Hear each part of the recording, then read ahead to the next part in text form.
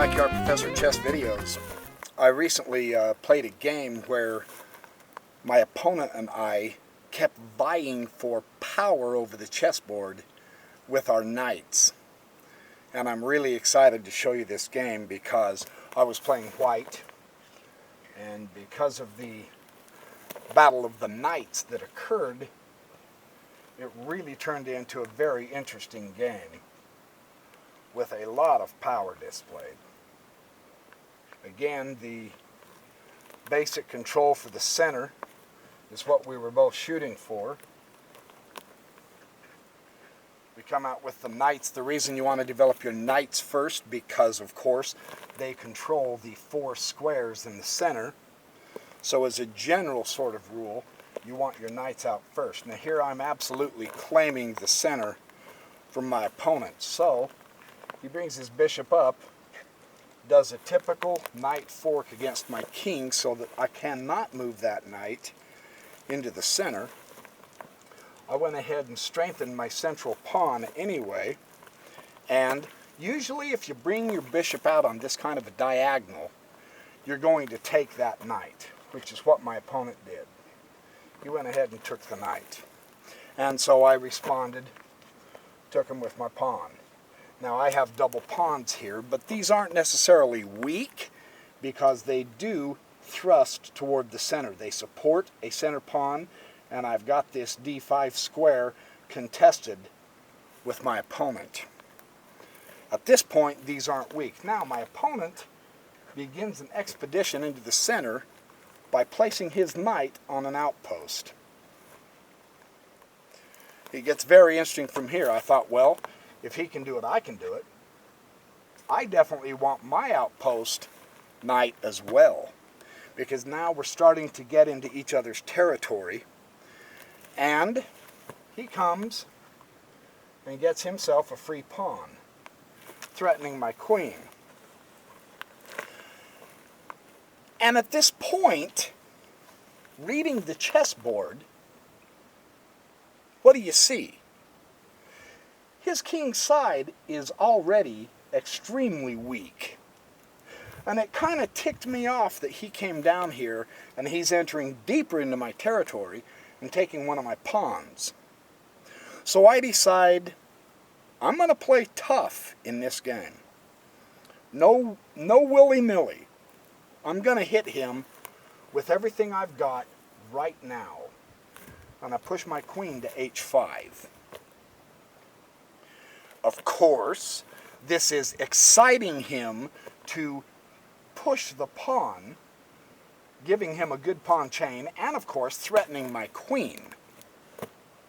Now instead of doing a defensive move here and moving my queen back on the h-file, or back down here to king 2, or moving him over 1 square or whatever, I think his Kingside is already open enough and weak enough. He's obviously not going to get a castle for 3 more moves on the queen side. If he castles at all on the king side, he's still going to be exposed. His king is exposed enough at this point that I'm going to attack him. Now, all of chess is not about attacking your opponent's king. I know I show you a lot of games where the kings are attacked. In this instance, I believe my attack is fully justified. Let me show you what I did. I went ahead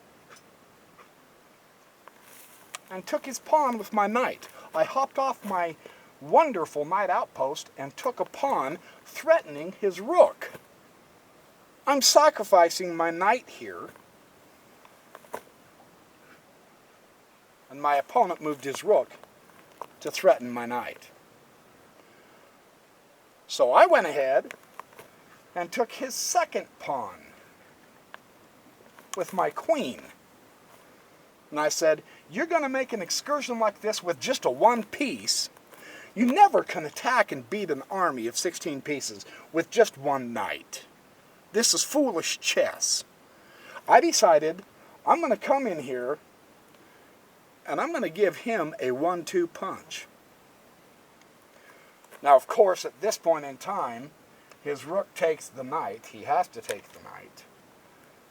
And my queen takes his rook, putting his king into check. I got a rook and 2 pawns for a knight, because he made a foolish excursion here and stole a pawn, leaving his kingside extremely weak.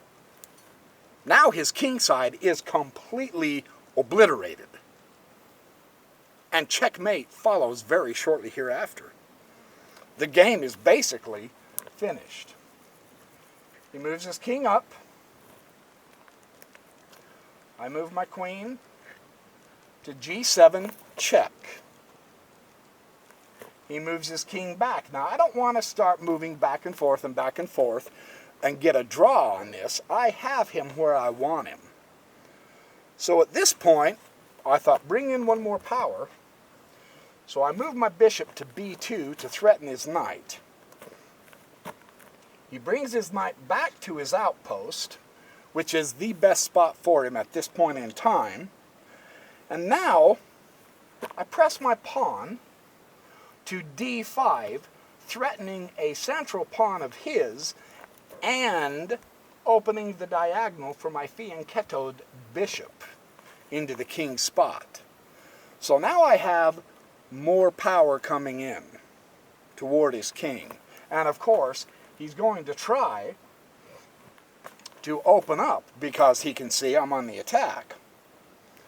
I bring my second bishop in, recognizing that there's all kinds of lanes open to his king.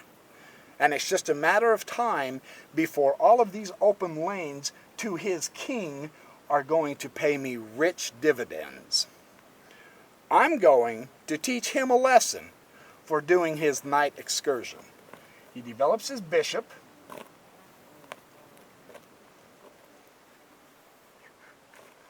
And I bring my bishop to h5, checkmate. It's that simple.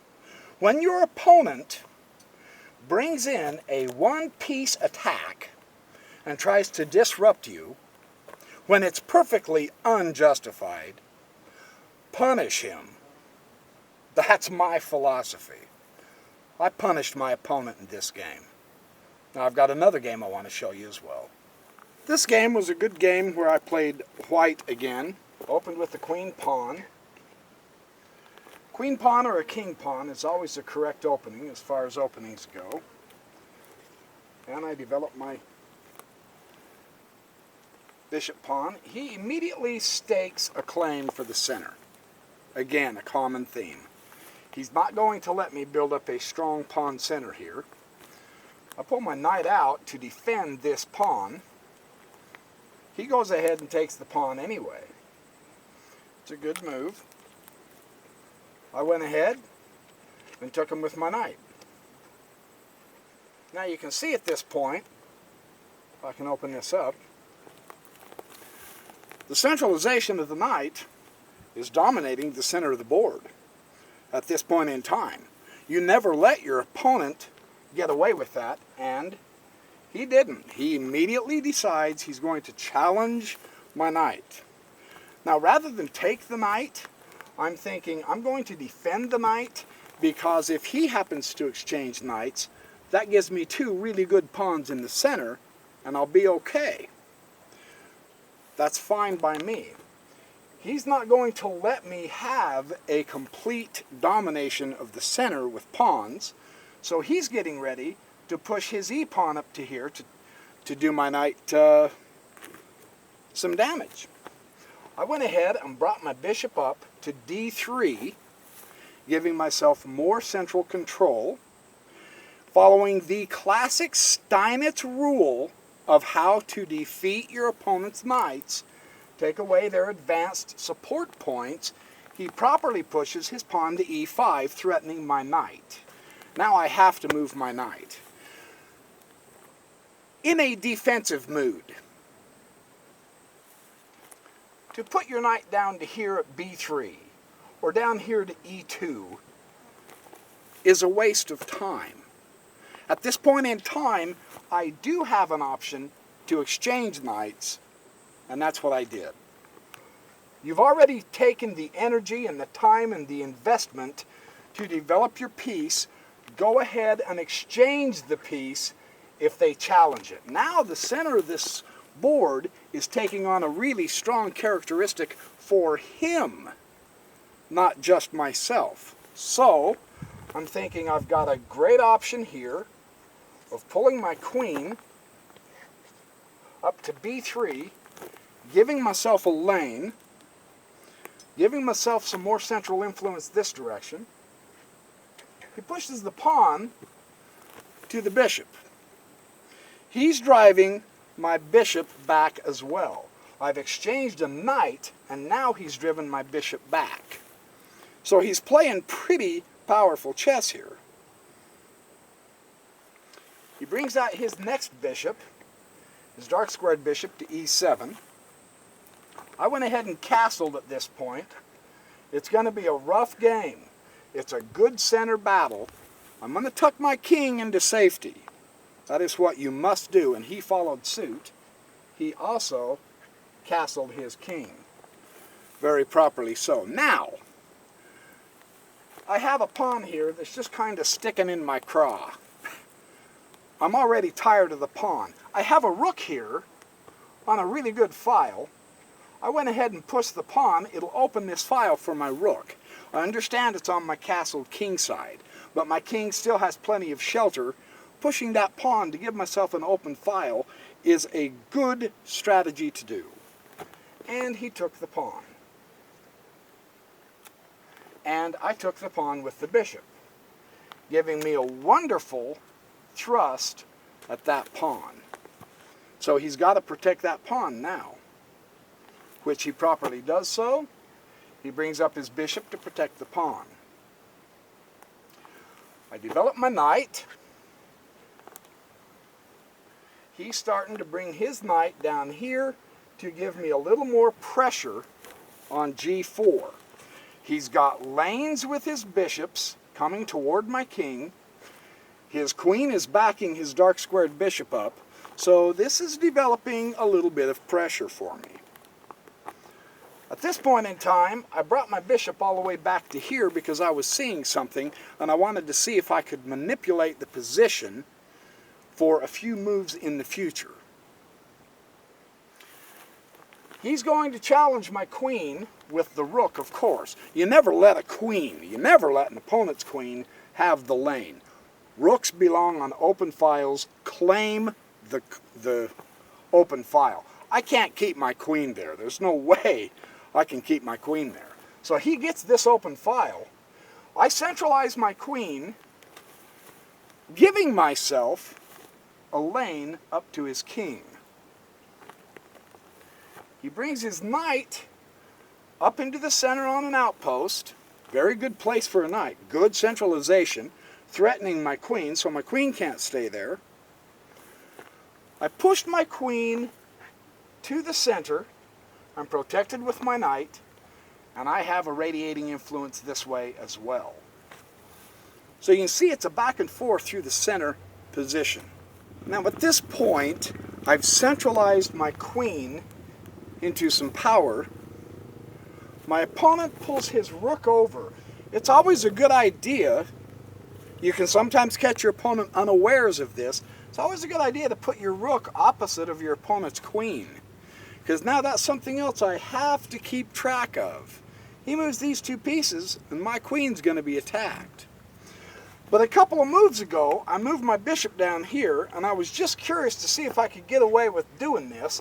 I pushed my bishop to c2. Can you see my next move? My next move is blatantly obvious. When someone puts a bishop and a queen on the same diagonal, leading to your king, you know his next move is going to be taking that pawn. My opponent missed this move. He truly should have put that pawn up, or the problem with this move is it weakens the h6 and the f6 squares. So that's one possible defense. Another defense he should have done is brought his knight over to g6. That would have blocked my queen from coming over and taking this pawn and putting him in checkmate. Instead, what my opponent did is he moved the bishop up 1. That did him absolutely no good. I went ahead and pulled my queen up and went check. He moves his king over, and I drop my queen to h8. Checkmate. When you see your opponent developing the diagonals, and I also had this open file coming up to the f7 pawn, when you see this kind of development, you know there's going to be a kingside attack somewhere. So you have to keep your eyes peeled. You have to guard your fortress to your king, or your opponent will break through like I did. So anyway, here's a couple of illustrated games to give you more ideas on how to use your knights, where to put them, how to play them. Use them as a means of winning your game. Don't just leave them out of the game because they make that funny L move. That can be a very valuable way to train your eye to see the types of work a knight can do in a game. So happy checkmating. I'll see you in the next videos.